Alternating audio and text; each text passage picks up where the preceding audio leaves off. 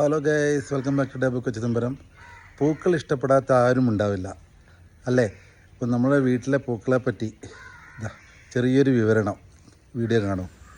യശോദപ്പൂ, തൂക്കുചെത്തി, മധുമാലതി എന്നീ പേരുകളിൽ കേരളത്തിൽ അറിയപ്പെടുന്ന ഈ വള്ളിച്ചെടിയുടെ ശാസ്ത്രീയ നാമം കംബ്രിറ്റം ഇൻഡിക്കം എന്നാണ്.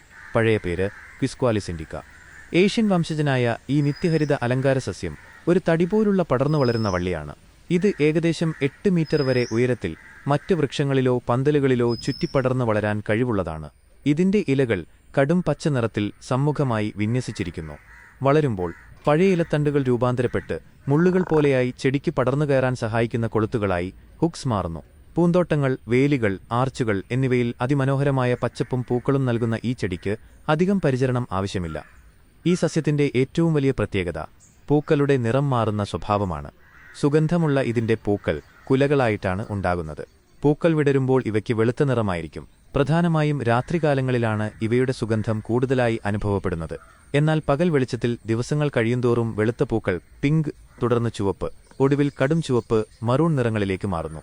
അതിനാൽ ഒരേ ചെടിയിൽ തന്നെ വെള്ള, പിങ്ക്, ചുവപ്പ് എന്നീ വിവിധ നിറങ്ങളിലുള്ള പൂക്കൾ ഒരേ സമയം കാണാൻ കഴിയും.